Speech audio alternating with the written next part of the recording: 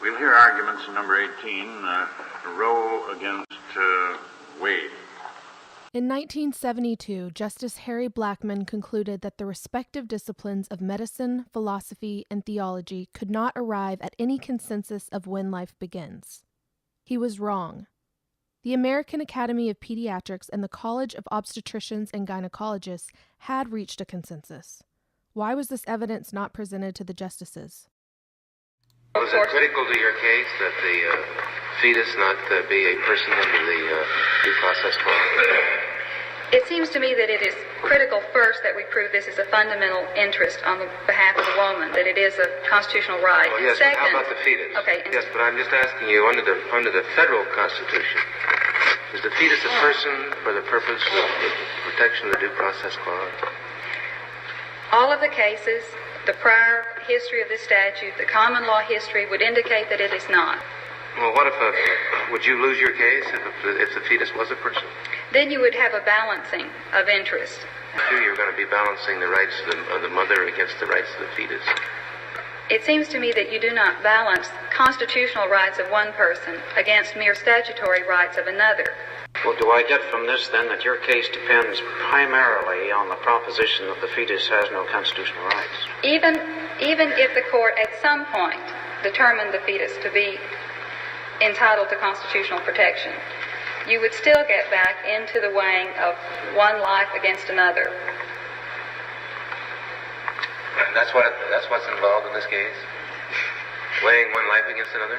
Well, if it were established that an unborn fetus is a person within the protection of the 14th Amendment, you would have almost an impossible case here, would you not? I would have a very difficult case. Certainly would. That you said, is it not true, or is it true, that the medical profession itself is not in agreement as to when life begins? I think that's true, sir. Who is speaking for these children? Where is the counsel for these unborn children whose life is being taken? Is it a non-human and changing by the act of birth into a human? Well, that's been the theory up until now in the law. I think that possibly we have an opportunity to make one of the worst mistakes here that we've ever made.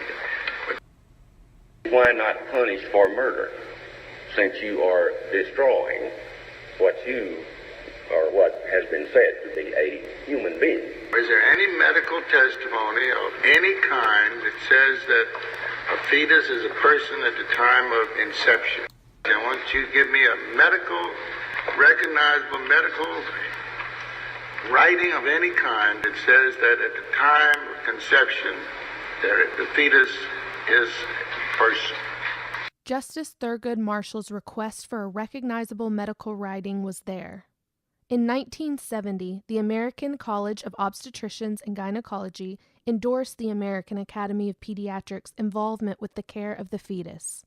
In 1969, the Council on Pediatric Practice of the American Academy of Pediatrics asked the Executive Board to update the definition of pediatrics.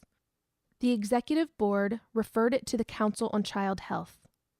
After extensive review of several statements proposed by the Committee on Youth, the Council on Child Health recommended the following statement, which has been approved by the Executive Committee of the Academy and the Committee on the Fetus and Newborn for publication as official policy of the American Academy of Pediatrics. The purview of pediatrics includes the growth, development, and health of the child, and therefore begins in the period prior to birth when conception is apparent. The responsibility of pediatrics may therefore begin during pregnancy. It was also sent to the American College of Obstetricians and Gynecologists for their opinion endorsement prior to AAP publication. They replied, "Our executive committee has reviewed this subject. The consensus of our opinions, we feel that it is most important to provide patients with the best care available. There is no reason why a pediatrician with particular interest and expertise should not be concerned with the problem of the fetus." Here is a copy of the letter from the American College of Obstetricians and Gynecologists from August 1970 endorsing pediatrician involvement with the fetus. Here are the two American Academy of Pediatrics publications from 1971 and 1972, respectively, confirming the new definition of pediatric advocacy. The purview of pediatrics includes the growth, development, and health of the child, and therefore begins in the period prior to birth when conception is apparent. The responsibility of pediatrics may therefore begin during pregnancy. As the evidence shows, the American Academy of Pediatrics, for more than 13 months prior to Roe v. Wade, included the growth, development, and health of the unborn child beginning prior to birth, when conception is apparent. Why was this evidence not made available to the court? So why hasn't Roe v. Wade been overturned?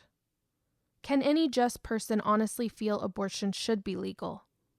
History archives show in 1970, American Academy of Pediatrics establishes an office in Washington, D.C. to strengthen its liaison with the federal government. So why did they not file an amicus brief with the 1973 court in support of the unborn patient?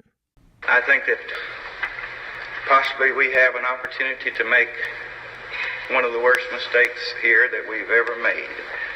Evidence the American Academy of Pediatrics does have an advocacy for the unborn. And looking at this 20-week unborn child, can anyone, including the justices, truthfully question his or her personhood? There are two victims here. The unborn child who is denied the right to life, and his mother, who has the emotional scar of abortion, perhaps suppressed to the subconscious, but still lingering in her soul. Neither are to blame. We are the ones to blame for remaining silent to this sorrowful act of injustice. When will it stop? The justices had an answer to their questions. The disciplines of pediatrics and obstetrics had resolved the difficult question of when life begins. They had defined a fetus as a person, perhaps still developing from the time of its inception, yet nevertheless a human being. For if it were not, why would pediatricians take on the advocacy for growth, development, and health of the child that begins in the period prior to birth when conception is apparent? Or why would obstetricians feel it is most important to provide patients with the best care available, specifically for the mother-baby family unit as a whole, inclusive of the fetus? Beyond that being said, the justices overlooked the most important reality in making this horrible decision. The womb of a woman may be a physical part of her body, but its natural function has been forgotten. God created man and woman. He created a woman's womb for creation of life, not as a chamber of death. Incest, rape, genetic diagnoses, as horrible as they are, do not justify ending a human life. Jeremiah 1:5. Before I formed you in the womb, I knew you.